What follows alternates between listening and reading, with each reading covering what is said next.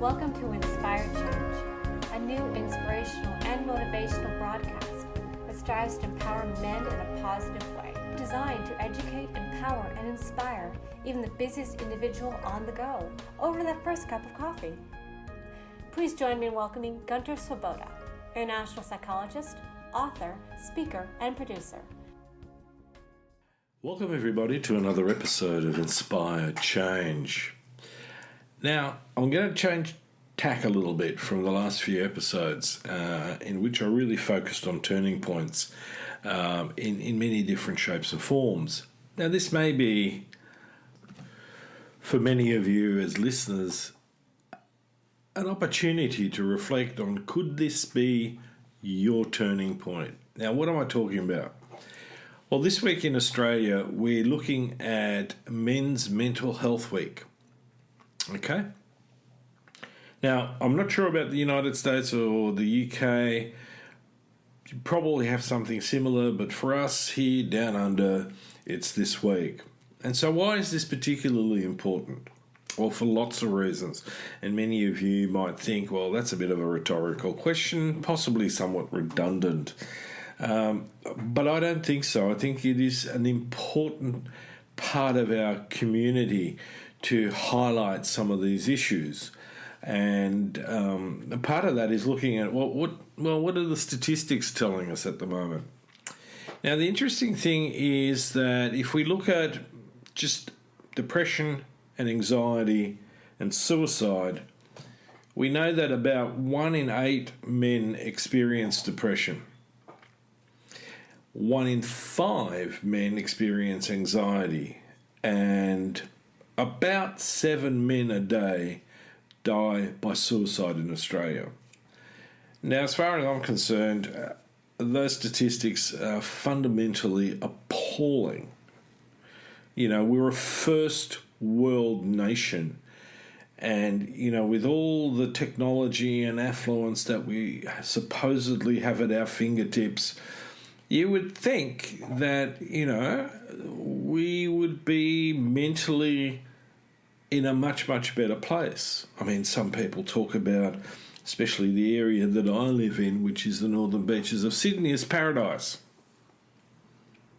Well, I can tell you that it's far from paradise if we're looking at statistics that include things like divorce, like the family court system and the battles that go on daily within it.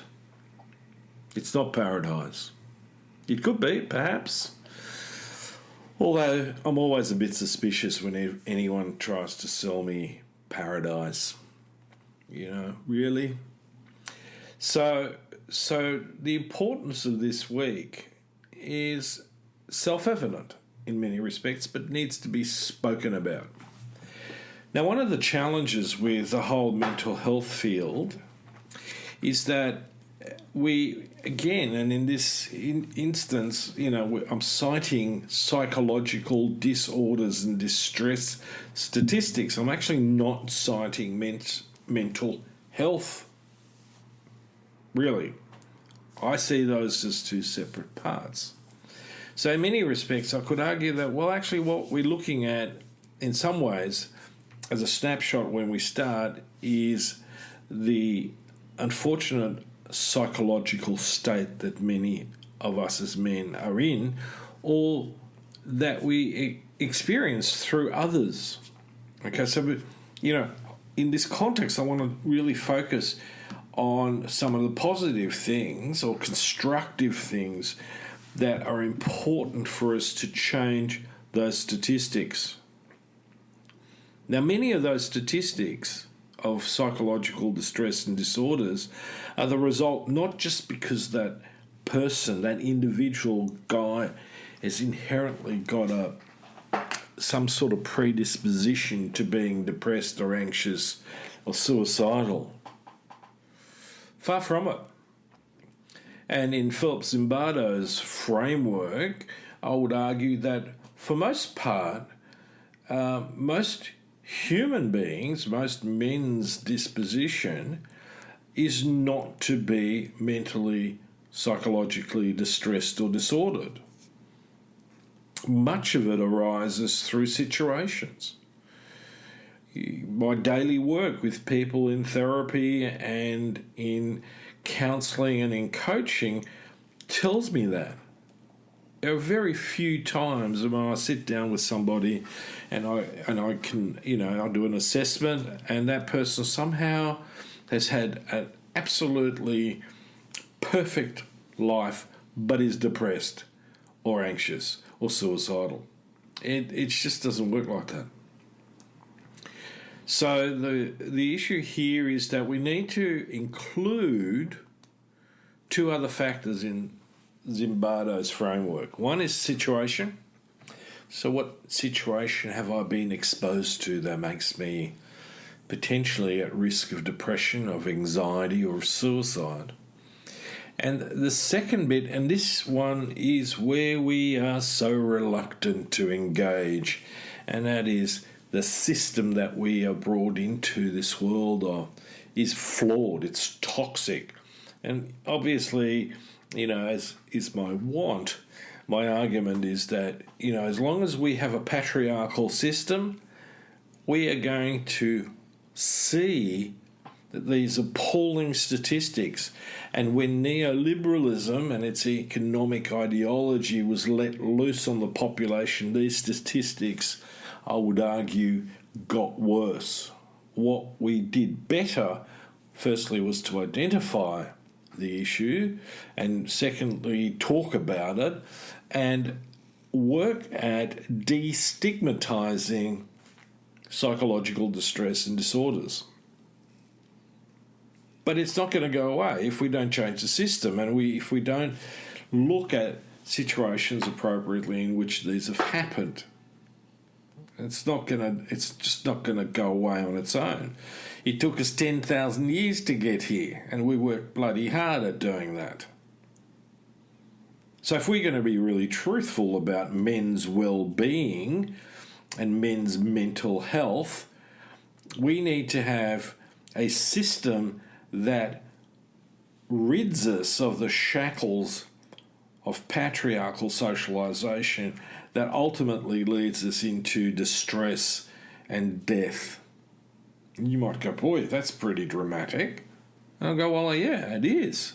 Because not only does it lead to suicide, but it leads often men into situations like war, terrorism, and so on. Most terrorist groups are fundamentally patriarchal. They're territorial, they're hierarchical, they're acquisitional, and they're competitive. My God, my belief, my land is more important than yours. And therefore I can do whatever I need to do to shore up my territory, my position, whatever it is that I've acquired. And that is sick. Pure and simple. But it's not only terrorists that do that, it's others as well. Okay, enough of my rant. Let me get into a couple of things that are going to support us as men really getting on top of this idea of well-being. All right, so firstly, if I'm going to talk about disposition, let's focus on building a resilient disposition from childhood onwards. And here's a clue. The Jesuits knew this from eons ago. They said, give me the boy before the age of 7 and I will give you the man. And that's true then as it is now. So how does that work? Well, a lot of it hangs on the shoulders of us as parents, whether we like that idea or not. Ultimately, my parenting has a monumental impact on my child's capacity to be appropriately attached to adults, but also then later on to peers and partners, and then parent again. Now, as an adult, what can I do to build this resilient disposition? Well, firstly and foremost, in a society that believes 24/7 activity is the thing, you need to build some good sleep habits, and you need to get enough of that sleep. You need to exercise. The number of teenagers that I see who either over-exercise or under-exercise is phenomenal. But a lot of them under-exercise because they spend 12, 14 hours on a games machine, a PC or a PlayStation or whatever it is. And they certainly don't get good exercise. They certainly don't get good sleep either. The other part of it is if we're going to really look at resilience, we need to learn effective relaxation exercises. We exercise our muscles, but we certainly don't exercise our mind wherein the body can respond. People see relaxation exercises like abdominal breathing and progressive muscle relaxation as something that's sort of like, if you got anxiety and if you really need to do it. My argument is far from it. That's as important as good sleep and as physical exercise. The benefit with relaxation exercises and mindfulness training is that you sort of can't do too much of it, whereas with exercise, you can overtrain. The next part in building a resilient disposition is you need to get on top of your nutrition. A lot of us men live on, it's gotten better, I have to admit that, but we used to live on junk food or takeaway, really fast foods.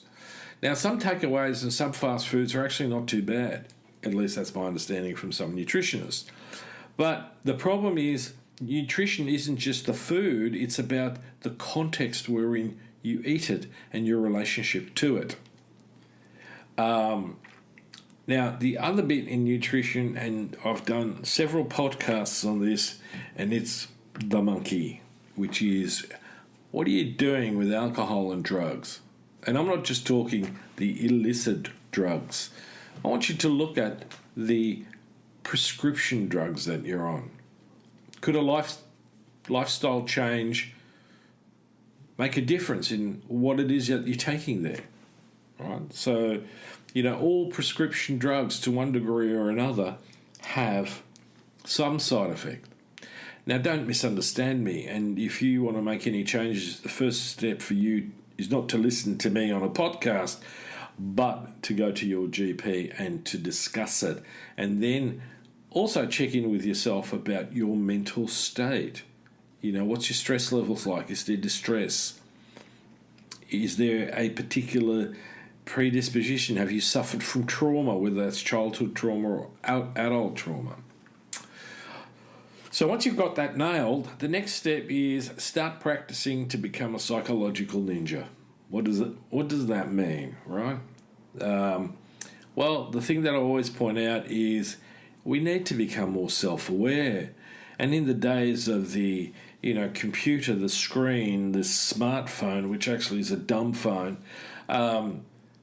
we're not that good at self-awareness. I can't tell you the times that I've come up to an intersection or somewhere and someone's been staring at their phone and almost and sometimes have walked into my car and then try to give me lip about it.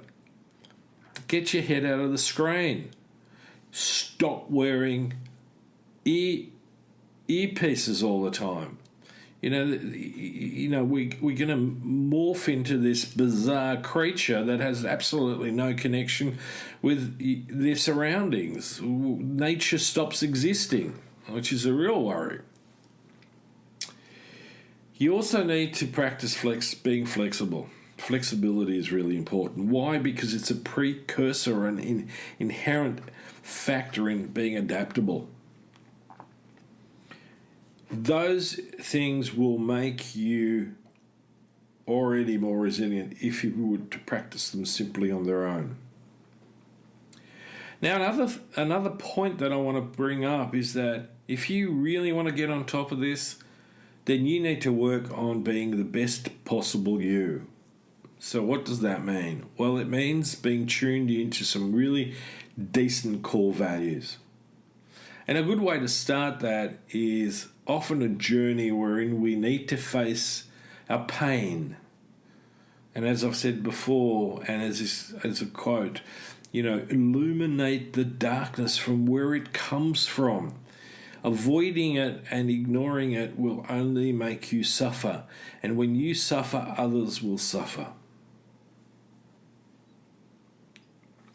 So the other part to this is a really nice little story, and it's a story that's been embedded in lots of different things. But I was watching a 2007 film called Pathfinder, wherein an Indigenous American speaks to Ghost, who's the son of a Viking. The Indigenous American is called Starfire. And he says, there are two wolves fighting in each man's heart. One is love, the other one is hate. Ghost asks a very important question. Which one wins? And Starfire very sagely replies, the one you feed the most. Now, I'm not a prophet when I'm going to say that right now we tend to be feeding the black wolf, the wolf of hate. The divisions that have jumped out of the community fabric in the last few years, it's just been phenomenal. We are more divided in many communities than ever before. And it doesn't matter whether we look at the UK, Europe, Russia, the United States. And in Australia, we're sort of buffeted a lot, but it's still there and it's creeping in more and more. So in line of that, I want to encourage you to speak out when you see wrongdoing of any kind. But most importantly, own your own wrongdoing. To do so strengthens the steel of our character. And, courage is to feel the fear and do it anyway. That approach begins to truly nourish the soul, in my view. And on that, you need to remember that none of us are an island unto ourselves. And there are times, many times, when the needs of the others outweigh the needs of ourselves. And finally, in today's podcast, I'm going to stress an important point. Exercise gratitude. The Katana Sutta says, the Buddha said, now what is the level of a person of no integrity? A person of no integrity is ungrateful and unthankful. This ingratitude, this lack of thankfulness, is advocated by rude people. It is entirely on the level of people of no integrity. A person of integrity is grateful and thankful. This gratitude, this thankfulness is advocated by civil people. It is entirely on the level of people of integrity. Now, many of us are already working on that. And for those of you who are still struggling with it, please persist, because it will make a difference not to you, but to all of us. So on that note, let me wish you all the best for the next week. And by all means, exercise good, great mental health. Until next time, this is me signing off. Thank you for listening to Inspire Change with Gunter. Gunter Swoboda does individual and group coaching for men looking to grow. For more information on this and the global Making Good Men Great movement, check out goodmengreat.com to get into contact. If you have a topic for the show or would like to be a guest on the air, please email producers at miranda@noirtainment.com. That's Miranda, Miranda, at noirtainment, noirtainment.com. Thank you, and always keep inspiring change.